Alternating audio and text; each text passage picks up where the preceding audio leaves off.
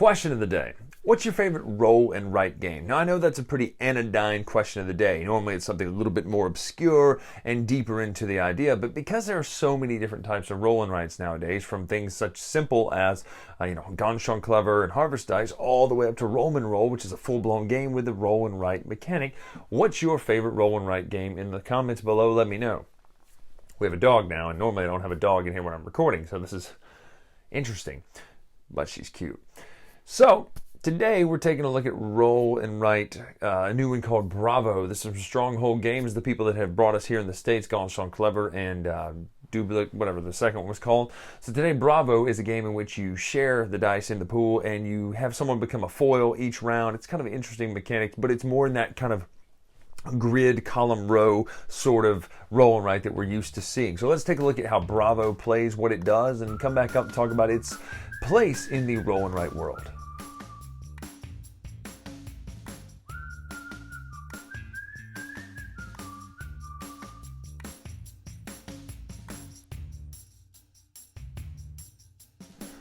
So here's Bravo's components. You get this pad of paper with all of the pages. They are the exact same grid. You have these 7 dice here, 3 of which are numerically valued, 3 of which are color values, and then 1 which is a special bonus dice corresponding to these spaces. What will happen is at the beginning of someone's turn, there's an active player. The active player rolls the dice. Then everyone gets to choose dice from this pool. Now the special bonus dice corresponds to if you choose to use one of your circled bonus dice, you get to use the face it's showing. We'll go through what those are. Now normally you're going to pick a number and a color. So here, let's just say we choose yellow and 3. The rules are if you choose 3, you cannot do less than that. It has to be the exact number. Your first one has to be in column H here. So let's just say we mark out here. I'll show you. Here, here, and here. So that would be 3 in yellow. They have to be orthogonally adjacent. Now the next turn, let's say we roll them again. Just some of those out there.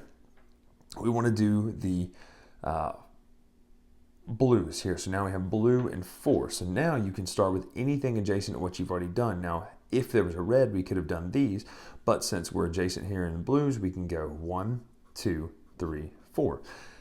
So you're going to keep filling this out. Now there are point values for columns. If you're the first person to get it, you get a column bonus, plus you get to put in this part here whatever your heart value is. So let's say we would have spent one of our special dice to use the heart value. Say, okay, well my heart value is 1. So as I gain, let's just say eventually through the game that these become filled, this column becomes full, I would gain the 2 bonus plus one of these. Then I would also write down my heart value. So currently it's 1. Now had I gotten more hearts throughout the game, it would be that current value. So let's say I would get 3. So at the end of the game, this column is going to score me 3. Whereas later, let's just say, for instance, that I have now 5 hearts. This will be worth 7. Now you could potentially, you could have 7 points there because you get your 2 for doing the column and 5 for having the hearts there. These gray hearts count as your column bonus, which is your heart number. This more filled in heart means that you get a heart for a bonus. So if you're the first one here to fill in a row, you gain 5 points. If you're the second one, you get the bonus listed there. Let's go through the bonus dice really quick. First of all, the heart, we know what that is. We just talked about it. There's the bomb. A bomb allows you to cross out 4 spaces in a 2x2 grid somewhere on the board. Doesn't have to be adjacent. This one is 3 in a row. It's any 3 in a row in a certain row that you want to choose. They don't have to be adjacent to anything you have already. This one is cross out 2 stars. At the end of the game, stars are -2 points apiece, which is not good. This one is, there's the bomb shape again. And this one is choose a color area and mark it off. It doesn't have to be adjacent. So let's just say I wanted to choose all 5 of these. 1, 2, 3, 4, 5. I could do that with that special bonus. When you use a bonus, you mark it off. Any circled but not slashed through bonus dice at the end of the game are worth 2 points. Every unused exclamation mark, which we'll talk about in a second, is worth a point. Your heart value, which is that number right there, your actual column scores, and your color bonuses. If you're the first person to get all the greens marked out, you would mark out here and you get 5 points. So you score all of that. The exclamation marks correspond to these 2 symbols. On this, it's any number you choose, 1 through 5, and this, it's any of the colors you see. You'll do that until someone fills in 2 colors completely. at which point game is called. Person with the most points wins the game. Now, if there is a tie in timing, so let's just say that 2 people got G and H at the same round, both of them would score it. However, if I'm the first one to get G and on a subsequent turn someone gets G, they would score the second bonus. So timing it's all at once for that. So that's Bravo. First and foremost, I like how this game does. I like the fact that you'd used everybody uses the same dice. I like the fact that there's choices. Well, do I want to go ahead and get these exclamation marks out of the way early? Say out of the way, really, if you save them, they're worth points. Or do I want to hold out because I know I'm going to need that wild at the end? Well, I like the options of that, of choosing what you're going to do. You then have the idea of the scoring. I like how the columns score, plus you get your bonus for how many hearts you have. It makes those hearts worth something versus like, well, it's just hearts, what I need to use my dice for. I like the bonus dice. I like that there's a bonus dice out there every single round.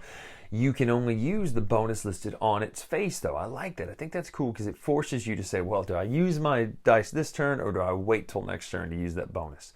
Let's talk about production. Production, it's very basic though. I mean, you're talking about a pad of paper that's one-sided. They are all the same. Every single map you play is the same. And again, I get that because the choices don't come from the difference in maps. They come from the difference in dice. That you choose to use these 2, whereas this person chooses to use those 2. I get that.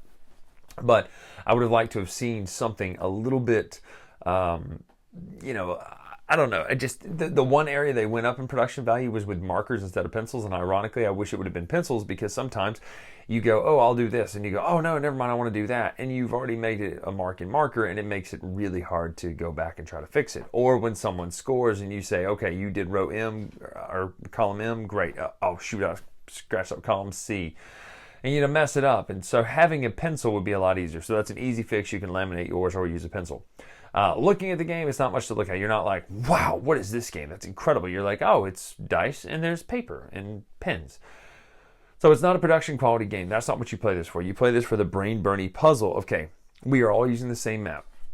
We all have the same dice available. What are we going to choose? And then after turn 4, or on turn 4 and further, you get to finally become a foil and say, no, I'm taking these 2 dice, you deal with what's left. So at the end of the day, where does this game fit in with other roll and writes? Well, truly, I like it. I like the brain burny, simple thinking. It's just a themeless game. It's all about dice placement and drafting, and not drafting, but dice choosing. And I like that it's all about your choices and everyone has perfect information. And up until turn 4, everyone has the exact same options. And then it's based on how you play. I like the fact that all the choices and all the issues come from how you do, not from what you're given. Again, even when someone takes those dice from you, the 2 that they choose, it's not the worst thing in the world because you still have a lot of options. I love the bonus dice. I love all the different powers, what they do, from bombs to puppy. Hey, you're fine. Chill. Still relatively new.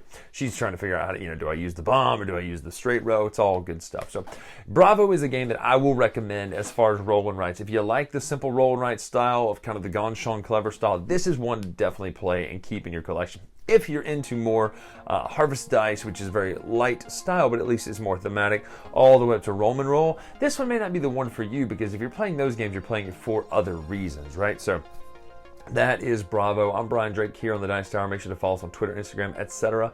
at Dice Tower Brian. Until next time, we'll see you.